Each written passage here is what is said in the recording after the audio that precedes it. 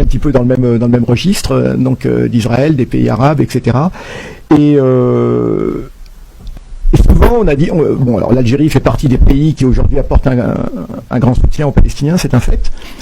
Et c'est vrai qu'il y a un certain nombre de pays arabes ont été attaqués par Israël, ont subi les foudres d'Israël, et des gens avaient parlé de l'Algérie. Hein, quid des relations entre l'Algérie et Israël. Alors effectivement, l'Algérie a toujours eu une position tiers-mondiste et extrêmement bienveillante à la cause palestinienne. Et comme Israël s'était mis en tête d'attaquer tous les pays qui soutenaient ouvertement les Palestiniens et de façon concrète, on s'était posé la question de savoir si la même chose avait eu lieu entre Israël et l'Algérie. Et oui, ça a eu lieu.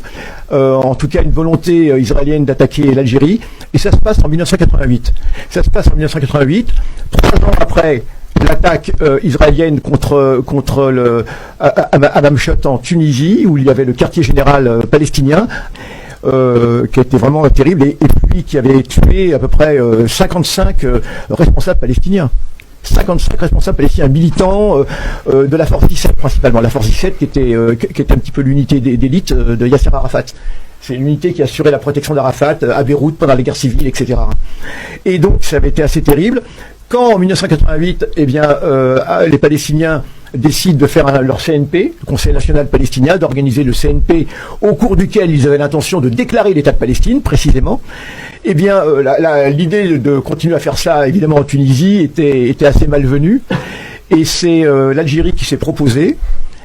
Et alors il a d'abord été proposé à la Tunisie que l'Algérie assure sa protection et que le CNP ait lieu en Tunisie, mais finalement c'est une autre option qui a été prise, c'est d'organiser le CNP en Algérie. Et évidemment, Israël n'a rien dit, mais tout le monde s'attendait à ce qu'éventuellement il y ait une attaque israélienne. Alors qu'Israël s'est bien gardé de faire la moindre déclaration. Et dans l'éventualité, tout un arsenal a été mis en place, donc on va voir un petit peu. Alors, 88, c'est le moment où l'armée algérienne est à son climax, comme on dit, est à son plus haut niveau du rapport qualité, au niveau du rapport entraînement des pilotes, des différents équipages, et surtout au niveau du matériel.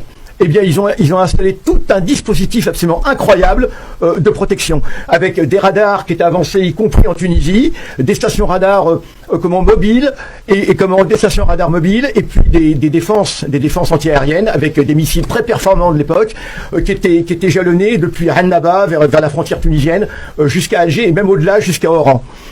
Et avec même les sous-marins étaient de sortie, les 4 sous-marins algériens de l'époque étaient de sortie, des corvettes porteuses de lance-missiles étaient également de sortie, et en plus de toutes ces stations de radar, de ces bases de missiles, avec des missiles très performants, ce qui avait le meilleur à l'époque, des armements soviétiques principalement dans la totalité, il y avait également des avions en permanence dans l'air qui assuraient la protection, et notamment les fameux MiG-25 qu'on a vu tout à l'heure, et le MiG-25 à l'époque c'est l'avion le plus rapide du monde. D'ailleurs jusqu'à aujourd'hui, le MiG-25 est un avion, ce qu'on appelle un avion intercepteur.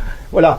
Le 10 novembre, une agitation électronique très importante a lieu.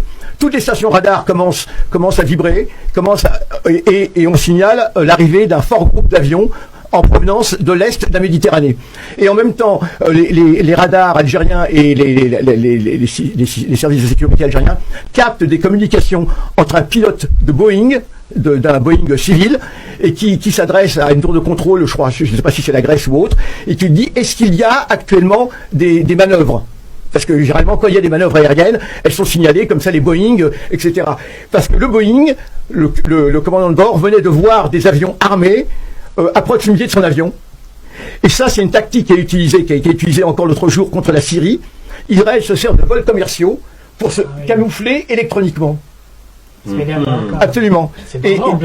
C'est très dangereux, évidemment, pour les vols civils. Et il y a eu déjà malheureusement des. Alors là, c'est qu'elle a mis le suspense. Oui, le suspense termine. Et donc un fort vol, une formation d'avions arrive de l'est de la Méditerranée, va survoler la Sicile, vole en direction de la Sardaigne, et les avions se regroupent au niveau de la Sardaigne et foncent vers le sud.